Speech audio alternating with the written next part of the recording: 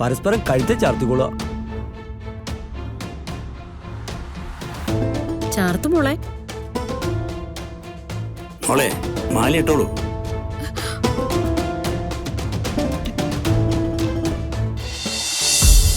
മോളെ മോളെ ഞാൻ പറഞ്ഞില്ലേ മോളെ, ചടങ്ങുകൾ നടക്കുമ്പോ നവീന്റെ അടുത്ത് നീ ഉണ്ടാവണമെന്ന്.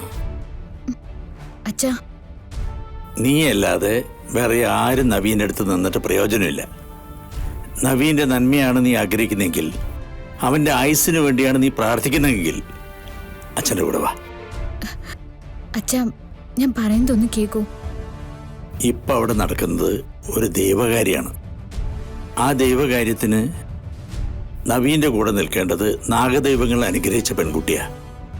അല്ലാതെ ആര് നിന്നാലും അവന് ദോഷമേ വരും. അതും പൂജാരി പറഞ്ഞിട്ടുണ്ട്. എൻ്റെ മോനെ നീ സ്നേഹിക്കുന്നുണ്ടെങ്കിൽ, അവൻ നല്ല രീതിയിൽ ജീവിക്കണമെന്ന് ആഗ്രഹിക്കുന്നുണ്ടെങ്കിൽ അച്ഛനോടൊപ്പം വാ.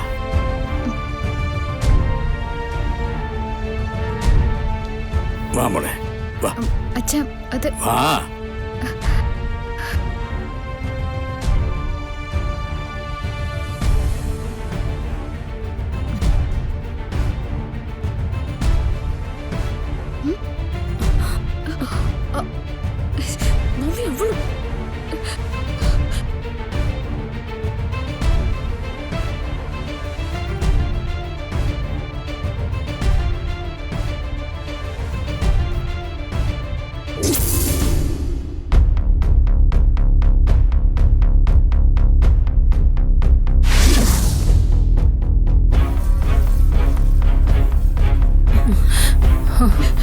മോളെ അകത്ത് പോ. മോളെ നീ അകത്ത് പോ. ഒന്ന് പോ. ചെല്ല് ചെല്ല് പോ.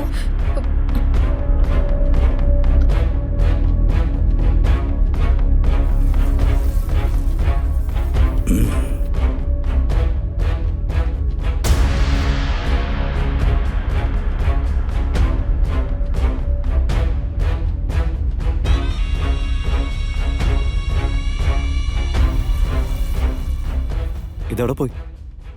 ഇപ്പം എൻ്റെ അടുത്ത് നിന്നിരുന്നാണല്ലോ. അത് ഞാൻ മുടി ചീവിയത് എന്താണെന്ന് ചോദിച്ചില്ലേ, അത് മാറ്റാൻ വേണ്ടി പോയതാ. ഈ നേരത്തോ? ഇത്ര അത്യാവശ്യമായിട്ടൊന്നും മാറ്റേണ്ട കാര്യം ഉണ്ടായിരുന്നോ? നവീന് ഇഷ്ടമല്ലാത്തതൊന്നും എനിക്കും വേണ്ട. ഇപ്പോഴത്തെ സ്റ്റൈലും ഉള്ള ഇത് തനിക്ക് നന്നായിട്ട് ചേരുന്നുണ്ട്.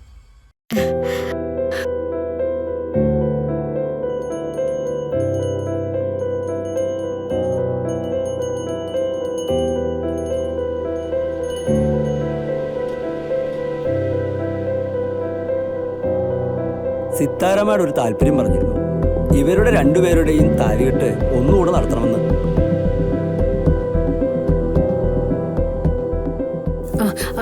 അല്ല തിരുമേനി, ഒരിക്കൽ താലി കെട്ടി കഴിഞ്ഞാൽ പിന്നെ ആ പുരുഷനും സ്ത്രീക്കും തമ്മിൽ അങ്ങനെ ഒരു കാര്യത്തിന് യോഗമില്ല. പിന്നെ ചെയ്യാം. ഇപ്പൊ കഴുത്തി കിടക്കുന്ന താലി ഊരിയെടുത്ത് ഒരു ചരടിൽ കോർത്ത് കെട്ടിക്കൊടുക്കാമെങ്കിലാവാം. അത് വേണം തിരുമേനി. ആയിക്കോട്ടെ.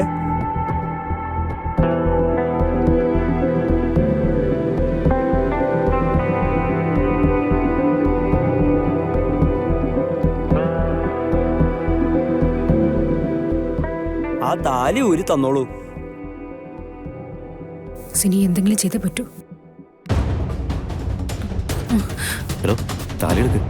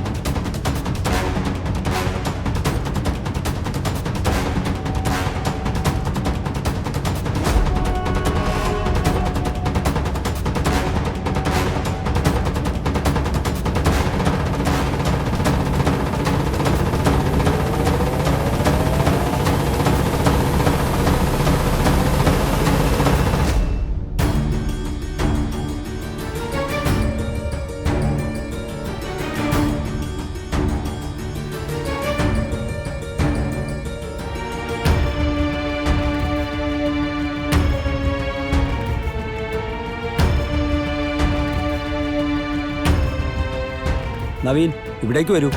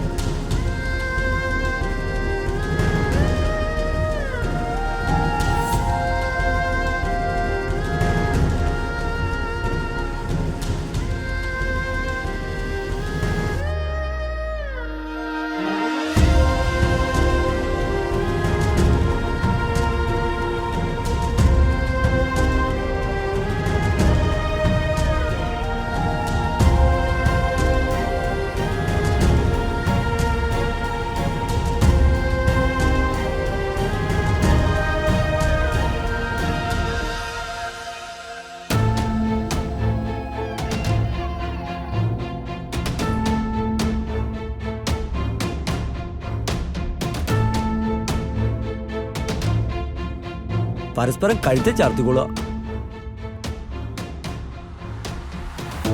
ചാർത്തു മോളെ. മോളെ മാലയിട്ടോളൂ.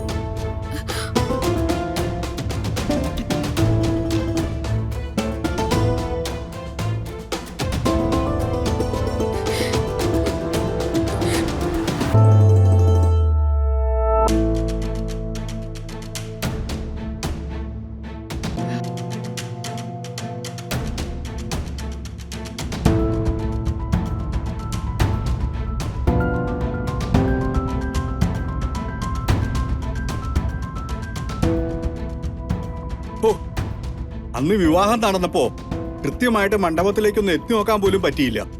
ഇപ്പോഴല്ലേ ഇങ്ങനെ അടുത്ത് നിന്ന് ലൈവായിട്ട് കാണുന്നത്. ഇത്രയൊക്കെ ചടങ്ങുകളായില്ലേ, ഒരു തവണ പൂജാക്കളത്തിന് വലം വെച്ചോളൂ. ആ